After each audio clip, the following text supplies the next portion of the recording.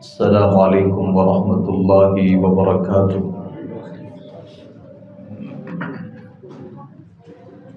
إن الحمد لله نحمده ونستعينه ونستغفره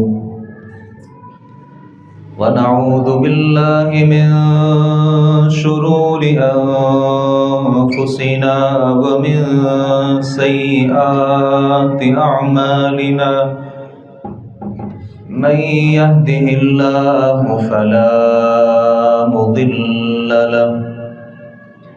ومن يضلل فلا هادي له، وأشهد أن لا إله إلا الله وحده لا شريك له، وأشهد أن محمدا عبده ورسوله. يا أيها الذين آمنوا اتقوا الله حق تقاته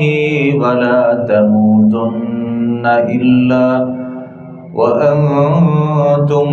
مسلمون. يا أيها الناس اتقوا ربكم الذي خلقكم من نفس واحدة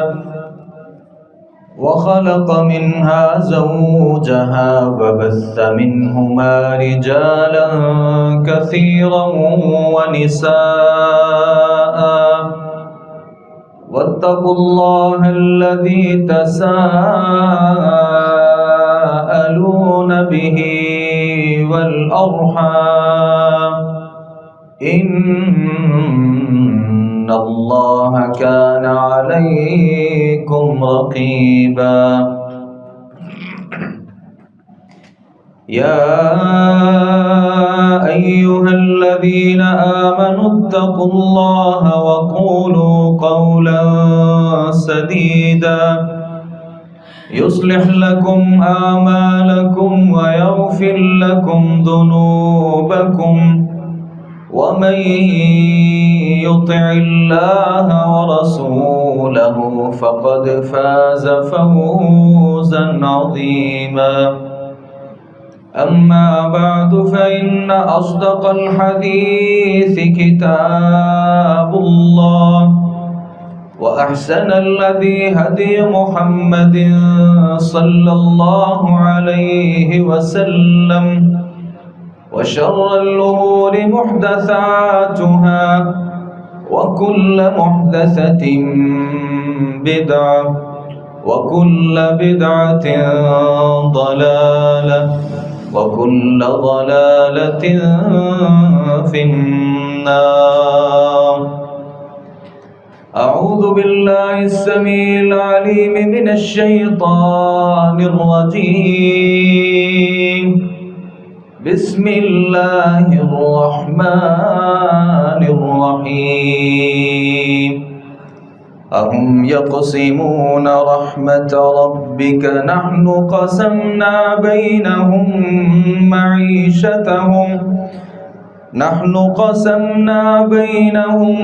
معيشتهم في الحياة الدنيا، ورفعنا بعضهم فوق بعض درجات ليتخذ بعضهم بعضا سخريا، ورحمة ربك خير مما يجمعون. तमाम किस्म की तारीफ़ात, तमहीदात अल्लाह रब्बुल आलमीन की ज़ात के लिए ख़ास हैं, जिस खालिक कायनात, मालिक कायनात, अहकमुल हाकिमीन रब्बुल आलमीन ने हमें इंसान पैदा फरमाया। दरूद व सलाम हो नबियों के इमाम, पाकबाज़ों के सरदार, नबी आखिरुज़्ज़मा जनाब मुहम्मदुर रसूलुल्लाह सल्लल्लाहु अलैहि व आलिहि वसल्लम की ज़ात गिरामी पर عیسوی اعتبار سے مئی کا جو مہینہ ہے آج اس کا آغاز ہو چکا ہے۔ شاید پوری دنیا میں اس خاص دن میں مزدوروں کے حوالے سے یا مزدوروں کے ساتھ اظہار یکجہتی کے لیے اس دن کو خاص بھی کیا گیا اور ان کے ساتھ ہمدردی کا اظہار کرتے ہوئے اس دن کو چھٹی بھی کی جاتی ہے اور ان سے اپنی محبتوں کا اظہار کیا جاتا ہے۔ یہ الگ ایک موضوع ہے کہ یہ جو خاص دن ہوتے ہیں ان کو یوں منانا اور کسی ایک دن میں کسی سے اظہار محبت کرنا اور ہمدردی کرنا یہ جائز ہے یا جائز نہیں ہے۔ یہاں یہ بات ذہن میں رکھیں کہ دین اسلام جو ہے وہ صرف کسی کے ساتھ ایک دن اظہار ہمدردی کا نام نہیں ہے، بلکہ ہر دن میں مزدوروں کے ساتھ ہمدردی کا اظہار ہونا چاہیے۔ کوئی خاص دن بن گیا ماں باپ کے ساتھ محبت کرنے کا، جبکہ دین تو ہر روز ماں باپ کے ساتھ شفقت کے ساتھ پیش آنے کا نام ہے۔ ہمارے ہاں ایک ٹیچر ڈے ہے، اپنے اساتذہ کے ساتھ محبت کا اور ہمدردی کا اور شفقت کا اظہار کیا جاتا ہے، جبکہ دین اسلام ہر روز اپنے اساتذہ کا احترام کرنے کا ہمیں سبق بھی دیتا ہے اور تعلیم بھی دیتا ہے۔ چونکہ یہ آج خاص دن ہے اور اس دن میں بہت سے لوگوں کو ضرورت اس بات کی ہے کہ دین اسلام مزدوروں کے ساتھ کیا رویہ رکھتا ہے اور دین اسلام میں مزدوری کرنے کی حیثیت کیا ہے اور مزدوروں کے حقوق کون سے ہیں اور فرائض کون سے ہیں۔ آجر اور اجیر، جو مالک ہوتا ہے اور جو اس کا مزدور ہوتا ہے، آپس میں ان کا کیا تعلق ہونا چاہیے، میں آج کے خطبہ جمعۃ المبارک میں بڑے اختصار سے ان باتوں کو آپ کے سامنے رکھوں گا۔ خطبہ مسنونہ کے بعد جو قرآن مجید کی میں نے آیت مبارکہ پڑھی ہے، اللہ رب العالمین نے اس آیت مبارکہ میں دو باتوں کا تذکرہ کیا ہے۔ ایک تو اللہ نے اس بات کا پیغام دیا ہے کہ یہ جو رزق ہوتا ہے، مال اور جو دولت ہوتی ہے، اس کا اختیار کسی آدمی کے پاس نہیں ہے، بلکہ کس کو زیادہ ملنا چاہیے، کسی کو مال و دولت کم ہونا اس کے پاس چاہیے، اس کا اختیار صرف اللہ کے پاس ہے۔ اَهُمْ يَقْسِمُونَ رَحْمَةَ رَبِّكَ، کیا یہ لوگ اللہ کی رحمتوں کو اپنی طرف سے تقسیم کرنا چاہتے ہیں کہ فلاں کے پاس مال زیادہ ہونا چاہیے، فلاں کے پاس مال تھوڑا ہونا چاہیے؟ اللہ فرماتے ہیں نحن قسمنا بینہم معیشتہم فی الحیات الدنیا، دنیا کی زندگی میں جو معیشت ہے، جو کاروبار ہیں، جو مال و دولت ہیں، اللہ فرماتے ہیں اس کی تقسیم کا جو اختیار ہے یہ ہمارے پاس ہے۔ اللہ بادشاہوں کا بادشاہ ہے، وہ اپنے خزانوں کو اور اپنے رزق کو اپنے اختیارات کے مطابق تقسیم کرتے ہیں۔ یہی وجہ ہے کہ بے شمار لوگ آپ کو ایسے ملیں گے جو کاروبار کرتے ہیں، جو محنتیں کرتے ہیں، مزدوریاں کرتے ہیں، ہر وقت مال کے پیچھے بھاگ رہے ہوتے ہیں، لیکن وہ صحیح طور پہ مال کو نہ حاصل کر سکتے ہیں نہ کما سکتے ہیں۔ لیکن کتنے ہی لوگ ایسے ہیں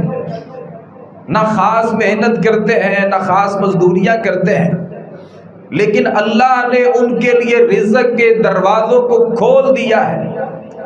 یہ اختیار اللہ کے پاس ہے، کسی اور کے پاس اس چیز کا اختیار نہیں ہے۔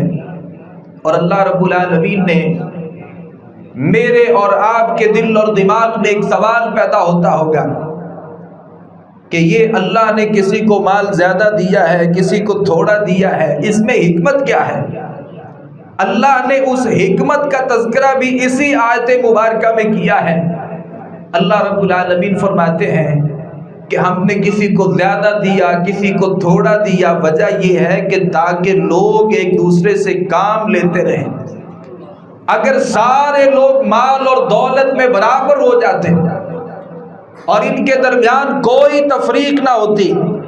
تو کوئی نہ کسی سے کام لے سکتا تھا اور کوئی کسی کے کام نہیں آ سکتا تھا۔ ہر کسی کو پتا تھا کہ میرے پاس مال ہے، دولت ہے، یہ میرے سے مال و دولت میں کوئی بہت بڑی حیثیت نہیں رکھتا۔ کسی آدمی نے کارخانہ لگایا ہے، فیکٹری لگائی ہے، اربوں روپے لگا دیے، لیکن اگر اس کے پاس وہ غریب طبقہ نہیں ہے جو محنت کرتا ہے، جو مزدوری کرتا ہے، اگر وہ طبقہ اس کے پاس نہیں ہے تو یہ بلند و بالا جو بلڈنگ اور عمارت ہے اور کئی ایکڑوں میں پھیلی ہوئی جو فیکٹری ہے، یہ ایک کباڑ کی حیثیت اس کی ہوتی ہے، کیونکہ کام کرنے والا کوئی نہیں ہے۔ اور اگر یہ سارے کے سارے مزدور جمع ہو جائیں، کوئی مالدار آدمی جو کام دینے والا نہ ہو، تو ان کی بھی ذاتی حیثیت کوئی نہیں ہوتی۔ اللہ نے کسی کو زیادہ مال دے کر کے لوگوں کو اس کا محتاج بنا دیا ہے، اور کبھی اللہ نے کسی کو ہنر دے کر کے مالداروں کو ان کا محتاج بنا دیا ہے۔ یہی حکمت ہے کہ اللہ نے کسی کو زیادہ دیا ہے، کسی کو تھوڑا دیا ہے، تاکہ یہ ایک دوسرے کے کام کرتے رہیں اور ایک دوسرے کے کام آتے رہیں، اور امیر اور غریب کا جو آپس میں ایک تعلق ہے وہ بھی اس سے بنتا رہے۔ یاد رکھیے گا، اسلام میں محنت اور مزدوری جو ہے یہ کوئی ایسا عمل نہیں ہے کہ کوئی آدمی اس کے لیے اس کی وجہ سے اپنے آپ کو کوستا رہے اور احساس کمتری کا شکار ہوتا رہے کہ میں ایک مزدور آدمی ہوں، محنت کرتا ہوں۔ بے شمار لوگوں کو آپ نے دیکھا ہوگا، وہ محنت کرتے ہیں، کسی کے ہاں ملازمت کرتے ہیں، مزدوری کرتے ہیں، اور اس پہ بڑے پریشان ہوتے ہیں کہ میرا اپنا ذاتی کاروبار نہیں ہے۔ یہ کوئی ایسی بات نہیں ہے کہ آپ اس کے اوپر اپنے آپ کو کوستے رہیں یا اپنی جو قسمت ہے اس کے بارے میں عجیب و غریب قسم کے دل اور دماغ میں شکوک و شبہات پیدا کرتے رہیں۔ اللہ کے نبی صلی اللہ علیہ وآلہ وسلم سے ایک سوال کیا گیا، جناب سعید بن عمیر رضی اللہ عنہ اس حدیث کے راوی ہیں، سئل رسول اللہ صلی اللہ علیہ وسلم، اللہ کے نبی صلی اللہ علیہ وسلم سے سوال کیا گیا، اللہ کے نبی یہ بتائیے کون سی جو کمائی ہے وہ سب سے بہترین ہے؟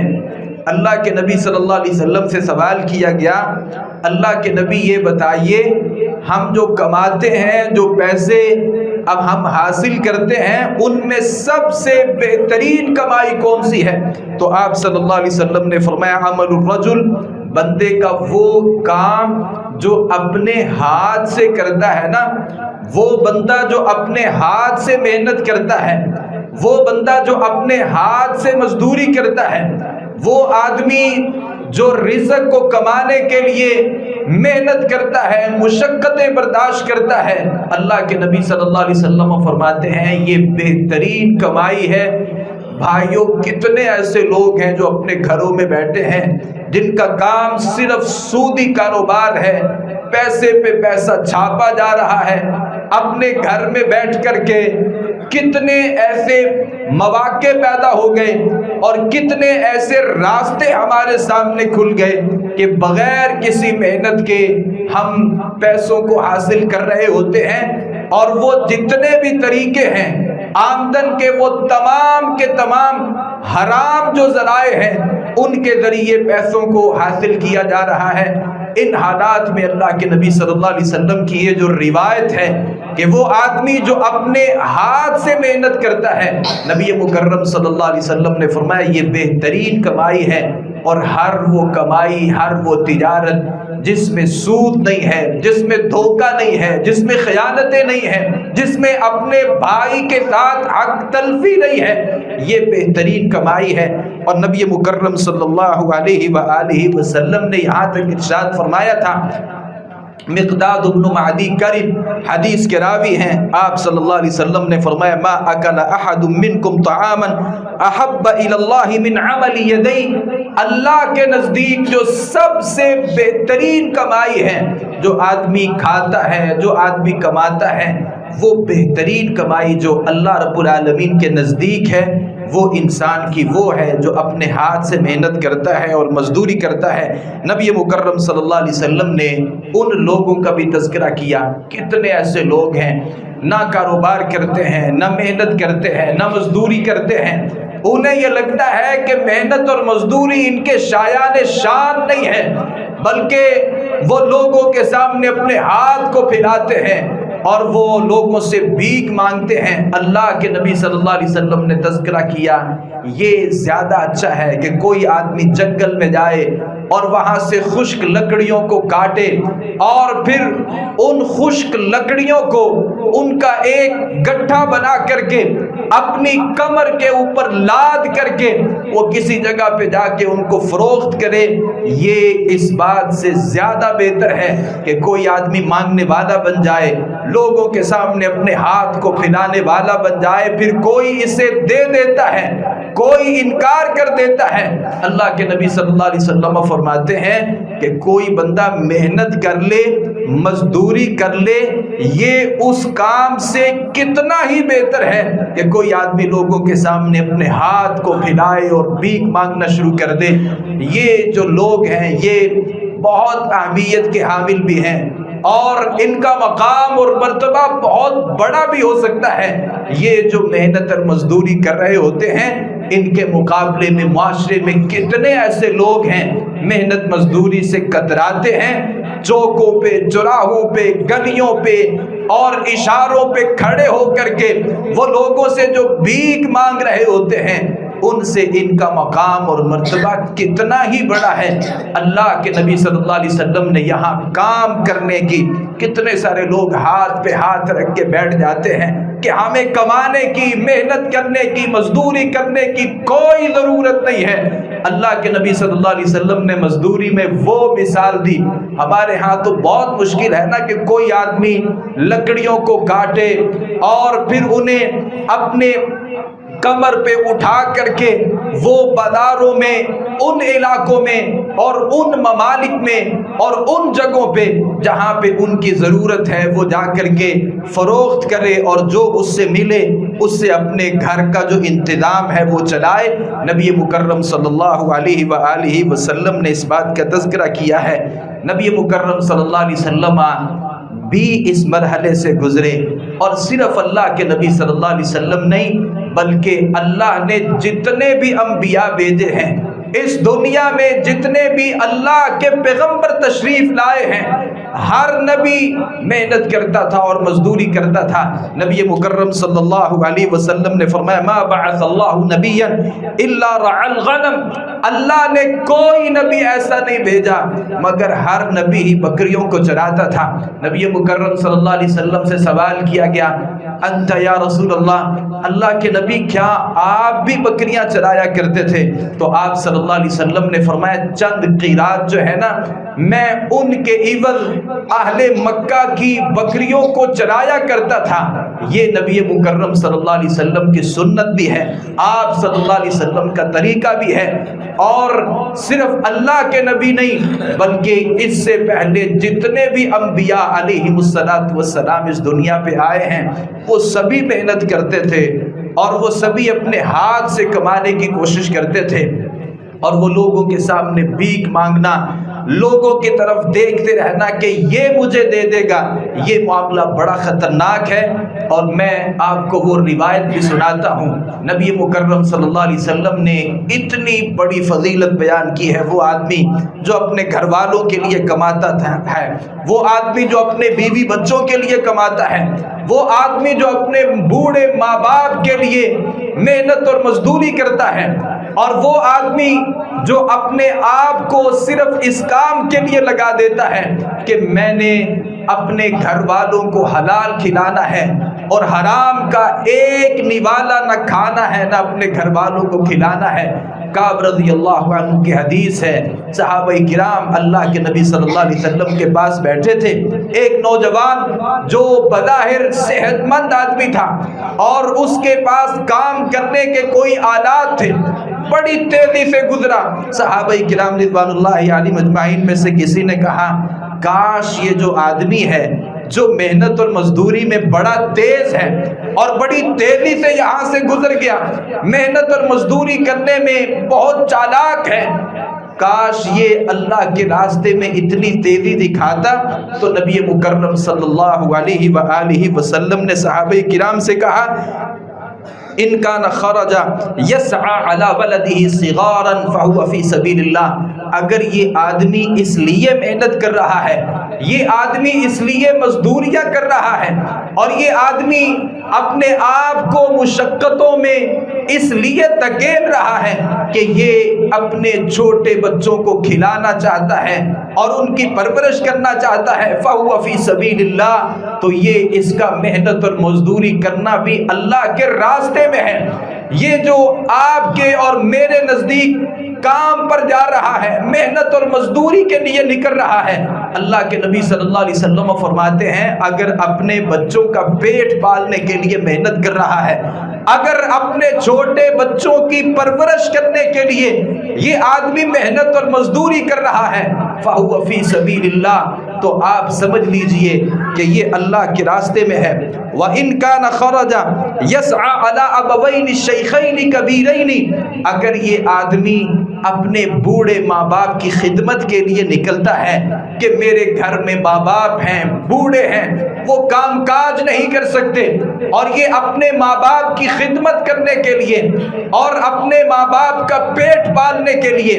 اور اپنے ماں باپ کی خدمت کے لیے اگر یہ محنت مزدوری کر رہا ہے، اللہ کے نبی صلی اللہ علیہ وسلم فرماتے ہیں پھر بھی یہ اللہ کے راستے میں ہے۔ اور اگر یہ آدمی نکلا ہے کہ میں محنت کروں گا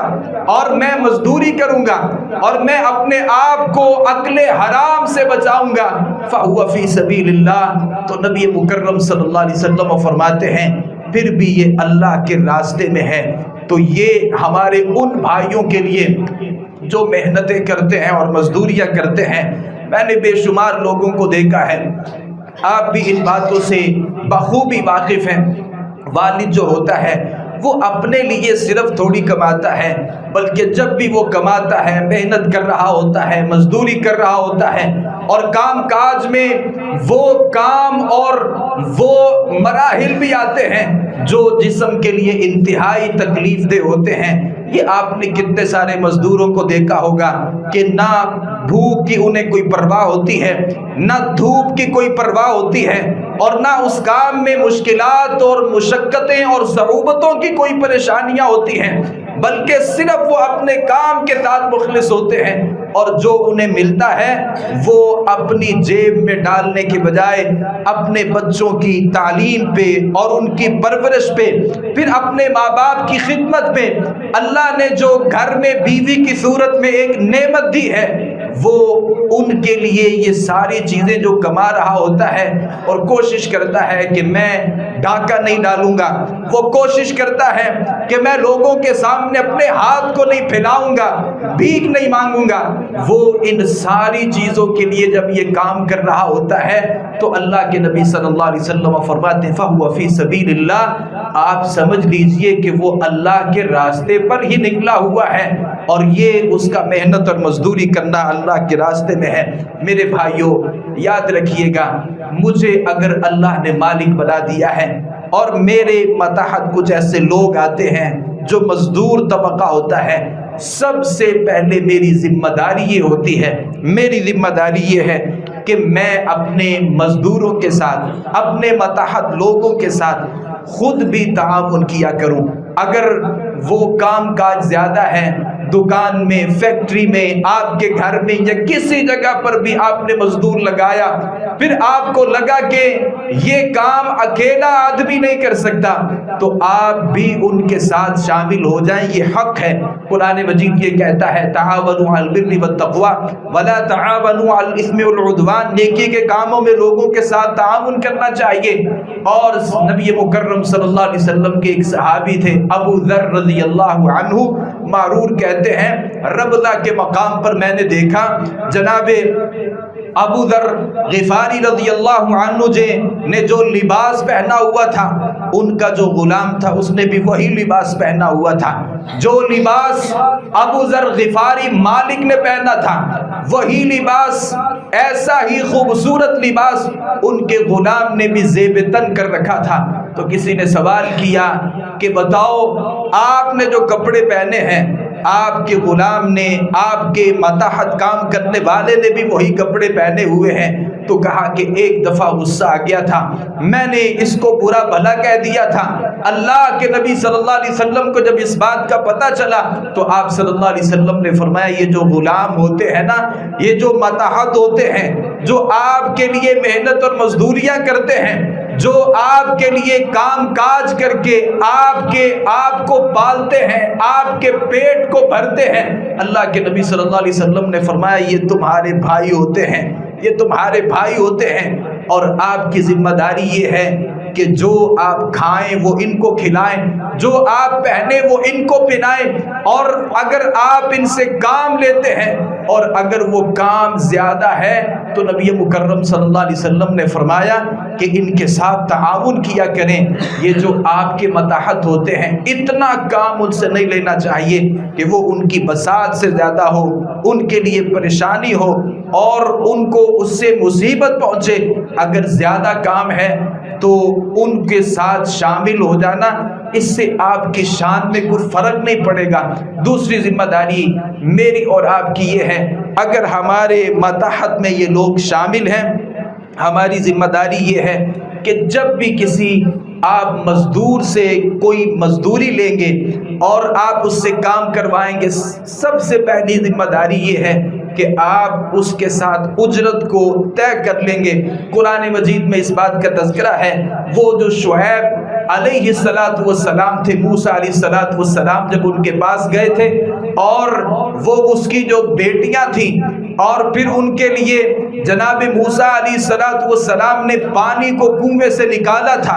اور ان کی بکریوں کو پانی پلایا تھا، اور جب وہ ان میں سے ایک جو خاتون تھی وہ موسیٰ علیہ السلام کے پاس آئی تھی، میرا باپ آپ کو بلاتا ہے، پھر باپ کے پاس گئے تھے اور وہ ایک کام طے ہوا تھا۔ باپ نے کہا کہ آپ میری بکریوں کو چرایا کریں گے، 8 سال یا 10 سال آپ یہ خدمت کریں گے تو میں ان دونوں بیٹیوں میں سے کسی ایک بیٹی کا نکاح آپ کے ساتھ کر دوں گا۔ یہ جو اس نے اجرت طے کی تھی کہ آپ اتنی دیر محنت کریں گے اور اس کے بعد آپ کو یہ صلہ ملے گا، اس سے علماء نے لکھا ہے کہ کوئی آدمی آپ اس سے اگر محنت کروانا چاہتے ہیں، وہ آپ کے ہاں مزدوری کرے گا تو آپ کی ذمہ داری ہے کہ آپ اس کے ساتھ جو اجرت ہے وہ طے کر لیں گے۔ اجرت طے کرنے کا سب سے بڑا فائدہ یہ ہوتا ہے کہ کام ہو جانے کے بعد میں لڑائی نہیں ہوتی، کیونکہ بسا اوقات وہ زیادہ پیسے مانگ لے اور آپ یہ سمجھیں کہ اس کے اتنے پیسے بنتے ہی نہیں ہیں، وہ بعد میں جو ایک لڑائی ہوتی ہے یا لڑائی ہوگی، سب سے پہلے جب آپ اس اجرت کو طے کر لیں گے تو مجھے لگتا ہے کہ بہت سارے مسائل جو ہیں وہ اس کے ساتھ حل ہو جائیں گے۔ تیسری ذمہ داری یہ ہے کہ جیسے ہی آپ اس کے ساتھ مزدوری طے کریں گے اور اس کے ساتھ آپ اپنے معاملے کو طے کریں گے، پھر کبھی بھی کسی مسلمان کے لیے جائز نہیں ہے، کسی انسان کے لیے جائز نہیں ہے کہ وہ اپنے جو ماتحت ہیں اپنے جو متاحت ہیں، جو اجرت طے کر لیتا ہے، اس میں تاخیر کرے۔ نبی مکرم صلی اللہ علیہ وسلم نے تو یہاں تک فرمایا ہے کہ جو آپ کا متاحت ہوتا ہے نا مزدور، کام جب وہ کر لیتا ہے، اس کے پسینے کے خشک ہونے سے پہلے اس کی مزدوری دیا کرو۔ اور میں نے بے شمار ایسے لوگوں کو دیکھا ہے، آپ کا واسطہ اور راستہ جن لوگوں سے پڑتا ہے، کام کروا لیتے ہیں اور یہی ہوتا ہے کہ بعد میں کر لیں گے۔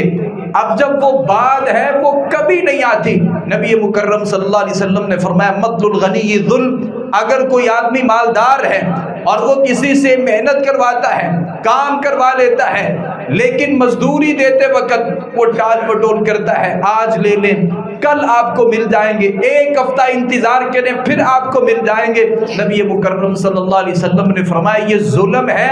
اور کسی مسلمان کے لیے کسی دوسرے مسلمان کے اوپر ظلم جائز نہیں ہے۔ آج ایک ظلم کریں گے، کل قیامت کے دن وہ کئی سارے ظلمات اور اندھیرے آپ کے لیے بن جائیں گے۔ تو نبی مکرم صلی اللہ علیہ وسلم نے فرمایا جو اجرت ہے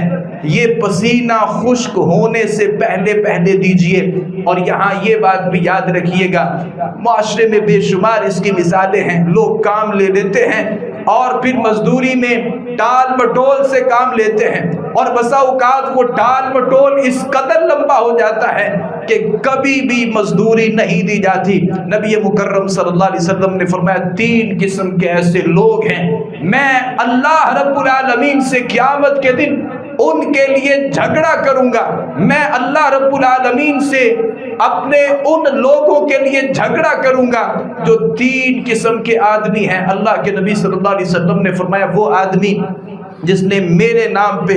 یا قسم پہ میرے نام پہ کوئی معاملہ کیا تو بعد میں اس کو نے صحیح طور پر وہ جو وعدہ تھا اسے وفا نہیں کیا، اور وہ آدمی جس نے کسی آزاد آدمی کو پکڑا اور اسے غلام بنا کر کے فروخت کر دیا اور اس کی قیمت کھا لی، اور وہ آدمی جس نے کسی مزدور کو اپنے ہاں کام پر لگوایا اور اسے مزدوری کروائی اور بعد میں پھر اس کی مزدوری جو ہے وہ اسے ادا نہیں کی، قیامت کا دن ہوگا یہ اللہ کے نبی صلی اللہ علیہ وسلم اس مزدور کے ساتھ کھڑے ہوں گے، اللہ کی عدالت ہوگی اور نبی اللہ سے جھگڑا کر رہے ہوں گے، اور وہ جھگڑا اس مزدور آدمی کے لیے ہے جس نے کام تو کیا تھا لیکن اس کے مالک نے اسے اجرت نہیں دی تھی۔ میرے بھائیوں کہ تھوڑی سی اجرت بسا اوقات ہوتی ہے، بہت زیادہ یہ مال و دولت تو نہیں ہوتا، لیکن اگر آپ کسی وجہ سے اس کو روک لیتے ہیں تو آپ کو کیا لگتا ہے کہ وہ تھوڑے سے پیسے اس کے مار کر کے آپ بہت مالدار بن جائیں گے، یا ساری جو دنیا ہے اسے حاصل کر لیں گے، سمیٹ لیں گے۔ مجھے یہ لگتا ہے کہ جس کے پیسے آپ نے دینے تھے وہ بھی اس سے غریب نہیں ہوگا، اور آپ اس کے پیسوں کو مار کر کے مالدار نہیں بن سکیں گے، لیکن قیامت کے دن جو اس کا نقصان ہے وہ بہت بڑا ہے۔ خود اللہ کے نبی صلی اللہ علیہ وسلم اللہ سے جھگڑا کر کے اس آدمی کا جو حق ہے وہ اللہ رب العالمین سے اس کو لے کر کے دیں گے۔ اور یہاں میں ایک فائدہ بھی ذکر کر دوں، اگر آپ مزدور کی اجرت کو بر وقت اسے دے دیتے ہیں، یا اچھے طریقے سے اس کی ادائیگی کرتے ہیں، یا بہت بہتر طریقے سے آپ اسے واپس کر دیتے ہیں، تو دنیا میں جو مشکلیں آتی ہیں، جو پریشانیاں آتی ہیں، جو آفات آتی ہیں، جو مشکلات ہیں، یہ مزدوروں کے ساتھ جو حسن سلوک ہے اور بہترین اجرت جو ہے اس کی ادائیگی کے ذریعے اللہ رب العالمین یہ پریشانیاں دور کر دیتا ہے۔ میں اس لمبی روایت کی طرف نہیں جانا چاہتا، اشارہ کیے دیتا ہوں، آپ سب اس بات سے واقف ہیں۔ وہ جو 3 لوگ غار میں پھنسے تھے اور وہ جو غار کا جو ایک پتھر تھا وہ سامنے آ چکا تھا، اور وہ تینوں لوگوں نے آپس میں یہ طے کیا کہ اپنے نیک اعمال کا جو وسیلہ ہے وہ اللہ رب العالمین کو پیش کیجئے۔ ہر آدمی نے اپنی اپنی نیکی کا تذکرہ کیا تھا۔ ان میں ایک آدمی وہ بھی تھا جس نے اللہ سے یہ کہا، اللہ میں نے ایک مزدور لگوایا تھا، اس سے کام کروایا تھا، کام کرنے کے بعد جو ہماری اجرت طے ہوئی تھی، بعد میں اس نے کہا کہ میرا کام زیادہ تھا، یہ پیسے تھوڑے ہیں، وہ ناراض ہو کے چلا گیا۔ اور اس نے وہ جو اجرت ہے میرے سے حاصل نہیں کی، میں نے اس کے پیسوں کو ایک کاروبار میں لگا دیا اور میں نے بھیڑ بکریاں جو ہے وہ اس سے خرید لی، پھر ان کی نسل جو ہے وہ بڑھتی چلی گئی۔ ایک وقت گزرا، اسے یاد آیا حالات ایسے ہوں گے، وہ میرے پاس آیا، اس نے کہا کہ میں نے آپ کے ہاں کام کیا تھا، بدلے میں جو اجرت تھی وہ میں نے آپ سے حاصل نہیں کی تھی۔ اس نے کہا کہ اس ایک پہاڑ سے دوسرے پہاڑ تک یہ جو جانوروں کا جو ریوڑ ہے یہ تمہارا ہی ہے۔ اس نے میرے سے کہا کہ یہ یعنی ایسا انداز تھا کہ یہ میرا نہیں ہے، تو میں نے اس سے کہا کہ جو تمہارے پیسے تھے میں نے اس کاروبار میں ان کو لگا دیا، پھر وہ کاروبار بڑھتا چلا گیا، یہاں تک کہ یہ دو پہاڑوں کے درمیان یہ تیری اجرت جو تھی وہ آج پھیل چکی ہے، وہ سارے کا سارا مال لے گیا۔ تو اللہ رب العالمین نے اس نیک عمل کی وجہ سے جو پتھر تھا اسے تھوڑا سا ہٹا دیا تھا۔ یہ جو اس نے اللہ کے سامنے اپنا ایک عمل پیش کیا تھا، یہ وہی عمل ہے کہ اس نے اپنے مزدور جو تھا اس کی ادائیگی بہت اچھے طریقے سے کی تھی اور اس میں کوئی ڈنڈی نہیں ماری تھی۔ میرے بھائیوں، آج جو ماتحت لوگوں کے ساتھ مظالم ڈھائے جاتے ہیں اور کام بہت زیادہ جو لیا جاتا ہے اور نتیجے میں جو اجرتیں ہیں وہ نہ ہونے کے برابر دی جاتی ہیں، اور اگر وہ دی بھی جاتی ہیں اس میں ترسانے کا ایک پہلو ہوتا ہے، اس میں استحصال ہوتا ہے، اور اس میں ہمیشہ یہ ہوتا ہے اور یہ باور کروایا جاتا ہے کہ آپ ہمارے ملازم ہیں، ہم آپ کے مالک ہیں۔ جہاں بھی یہ رویہ ہے ان رویوں کو تبدیل کرنے کی ضرورت ہے۔ میں یہ سمجھتا ہوں کہ یہ معاشرے کا جو کمزور طبقہ ہے آج ہم جن سے اظہار یکجہتی کر رہے ہیں، اس موقع پر میرا پیغام یہ ہے کہ ہمارے یہ جو بھائی ہیں ہم میں اور ان میں کوئی فرق نہیں ہے۔ اللہ نے اگر مجھے آپ کو زیادہ دیا ہے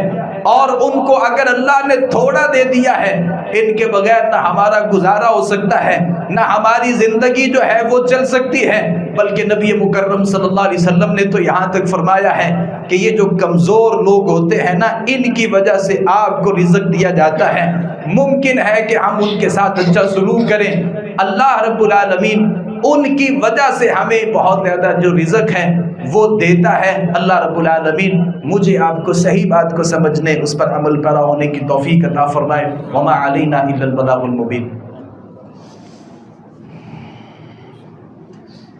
ان الحمد لله نحمده ونستعينه ونستغفره ونعوذ بالله من شرور انفسنا ومن سيئات اعمالنا،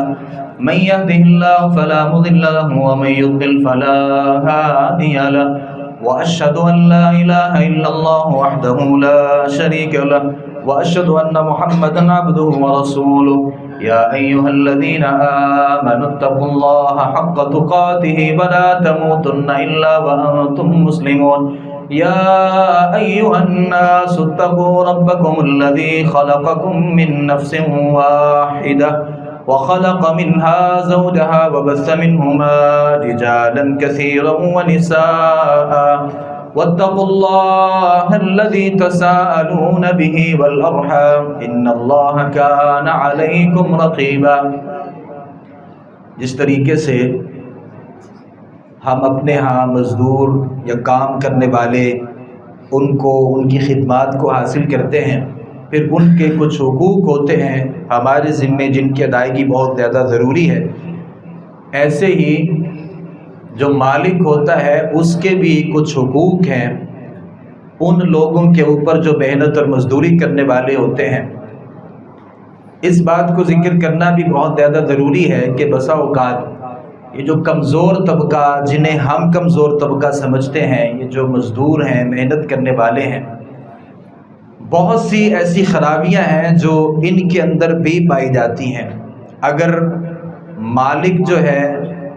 فیکٹری کا جو مالک ہے، جو آنر ہے، اگر اس میں بہت سی خرابیاں ہیں تو ان کے اندر بھی بہت سی خرابیاں ہوتی ہیں۔ بے شمار ایسے واقعات ہوتے ہیں، آپ کی نظر سے بھی گزرے ہوں گے کہ یہ نہ اپنے کام کاج کے ساتھ مخلص ہوتے ہیں اور نہ ہی اپنے اس ادارے اور اس فیکٹری یا اپنے جو مالکان ہیں ان کے ساتھ مخلص ہوتے ہیں۔ اور پھر اگر کوئی کام ان کو دے دیا جائے جو 1 مہینے کا ہے، اسے کئی مہینوں تک لے کے جانا، یہ بھی ایک خاص عادت ہے اور بہت مشہور ہے یہ باتیں۔ گھر میں جو مزدور اور مستری جو لگا لیے جاتے ہیں، بڑی مشکل ہے کہ ان کو نکالا جائے۔ یہ بہت سی ایسی خرابیاں ہیں جو 2 طرفہ ہیں، تو ان خرابیوں کو دور کرنے کی ضرورت ہے۔ اگر آجر جو ہے اسے بہت اچھا بننے کی ضرورت ہے، تو جو مزدور ہے اسے بھی اپنی اصلاح کرنے کی ضرورت ہے۔ جو کام ہے اسے بہت اچھے طریقے سے کرنا۔ میں نے بے شمار ایسے لوگوں کو دیکھا کہ اس کام میں جس قدر جھوٹ کا سہارا لیا جاتا ہے، شاید ہی کوئی ایسا کام ہو کہ جس میں اتنے جھوٹ ہوں اور اتنی دھوکہ بازی ہو۔ مجھے یہ لگتا ہے کہ یہ بہت حد تک جھوٹ، غلط بیانی اور دھوکہ بازی جو ہے ہمارے ان بھائیوں کے اندر موجود ہوتی ہے، اور پھر مالک کے وقت کو بھی برباد کیا جاتا ہے، اس کے پیسوں کو بھی برباد کیا جاتا ہے، اور جو اپنا ایک اعتماد ہے اسے بھی ٹھیس پہنچائی جاتی ہے۔ پھر صرف اپنا ہی نہیں، پورا جو طبقہ ہے اسے برباد کرنے میں چند لوگوں کا ایک بہت بڑا کردار ہوتا ہے۔ تو دونوں طرفہ اصلاح کی بہت زیادہ ضرورت ہے۔ یہ جو مزدور ہیں یہ کام محنت سے کریں اور پوری امانت داری کے ساتھ کریں، اور بغیر کسی وقت کے ضیاع کے ساتھ اپنی محنت مزدوری کریں، اور مالک کو چاہیے کہ وہ اس حوالے سے جو اس کی ذمہ داری بنتی ہے وہ اس کو بہت اچھے طریقے سے سر انجام دے۔ تو مجھے یہ لگتا ہے کہ یہ کام جو ہے بہت اچھا بھی ہے اور یہ مزید بہتر بھی ہو سکتا ہے۔ 1-2 اعلانات ہیں مسجد کے حوالے سے۔ آپ کو پتہ ہے کہ ہمارے ہاں ہر اتوار بسا اوقات اس میں غفلت ہو جاتی ہے، تو لیکن ہر اتوار درس قرآن کا اہتمام ہوتا ہے۔ اس دفعہ انشاءاللہ العزیز حضرت مولانا اسماعیل سلفی صاحب انشاءاللہ وہ گفتگو کریں گے، تو تمام بھائیوں سے شرکت کی اپیل ہے۔ دوسرا اعلان یہ ہے کہ عید الاضحیٰ بہت قریب ہے، تو بہت سے لوگ انفرادی طور پر قربانیاں کرتے ہیں اور بعض لوگ اجتماعی قربانی وہ کرنا چاہتے ہیں، تو عام طور پہ مساجد میں اور مدارس میں اس کا اہتمام کیا جاتا ہے۔ تو اس بار انشاءاللہ العزیز ہماری مسجد میں بھی اللہ کی توفیق سے اجتماعی قربانی کا انتظام ہوگا۔ ہمارے وہ بھائی جو اس میں حصہ ڈالنا چاہتے ہیں وہ ہمارے سے رابطہ کر سکتے ہیں۔ شیخ ادریس صاحب بیٹھے ہیں، اللہ تعالیٰ انہیں صحت عافیت دے، اس لیے کئی دنوں سے علیل ہیں، آپ خصوصی دعا بھی کیجئے گا۔ یہ مرتضیٰ صاحب بیٹھے ہیں اور سرفراز صاحب بیٹھے ہیں، آپ ان سے بھی رابطہ کر سکتے ہیں، میرے سے بھی رابطہ کر سکتے ہیں۔ 35 سے 40 ہزار روپیہ جو ایک حصہ ہے، اس میں کمی بیشی بھی ہو سکتی ہے، تو یہ فی الحال مقرر کیا گیا ہے۔ تو جو احباب اس میں حصہ ڈالنا چاہتے ہیں اجتماعی قربانی میں، ہمارے ساتھ رابطہ کر سکتے ہیں۔ تو کوشش کیجئے گا کہ ہمارے وہ بھائی جنہیں یہ لگتا ہے کہ ان کی کمائی جو ہے، وہ کاروبار جو ہے وہ حلال پر مبنی ہے، تو میری ان بھائیوں سے گزارش ہے کہ وہ ہمارے سے رابطہ کیجئے گا، کیونکہ اللہ رب العالمین صرف پاکیزہ چیزوں کو قبول کرتا ہے، کیونکہ اللہ بھی طیب ہے اور طیب چیزوں کو ہی قبول کرتا ہے۔ اور کوشش کرنی چاہیے کہ اپنے سارے کاموں میں ہی حلال جو مال ہے نا، حلال ہی کمانا چاہیے، اور جب اللہ کے راستے میں دینے کی باری آتی ہے وہاں بھی صرف حلال جو چیز ہے اسے اللہ رب العالمین کے راستے میں دینا چاہیے۔ تو تمام بھائیوں سے گزارش ہے کہ جو مسجد میں دروس قرآن ہوتے ہیں اس میں بھی شرکت کریں، اور اگر ہمارا کوئی بھائی اجتماعی قربانی میں حصہ ڈالنا چاہتا ہے تو وہ اس مسجد اور اس کی انتظامیہ کے ساتھ ہم میرے ساتھ یا شیخ ادریس صاحب یہاں بیٹھے ہیں، آپ ان سے رابطہ کر سکتے ہیں۔ اللہ تعالیٰ صحیح بات کو سمجھنے، اس پر عمل پیرا ہونے کی توفیق عطا فرمائے۔ دعا فرمائے اللہم اغفر لنا والمؤمنین والمؤمنات والمسلمین والمسلمات وألف بین قلوبہم واصلح ذات بینہم وانصرهم على عدوک وعدوهم اللهم خالف بين كلمتهم وزلزل أقدامهم وانزل بهم بأسك الذي لا ترده عن القوم المجرمين ربنا هب لنا من أزواجنا وذرياتنا قرة أعين واجعلنا للمتقين إماما اللهم اشف مرضانا ومرضى المسلمين يا شافي الأمراض اشف مرضانا ومرضى المسلمين أذهب الباس رب الناس واشف أنت الشافي لا شفاء إلا شفاؤك شفاء لا يغادر سقما يا شافي الأمراض اشف مرضانا ومرضى المسلمين يا قاضي الحاجات اقض حاجاتنا وحاجات المسلمين سبحان ربك رب العزة عما يصفون وسلام على المرسلين والحمد لله رب العالمين.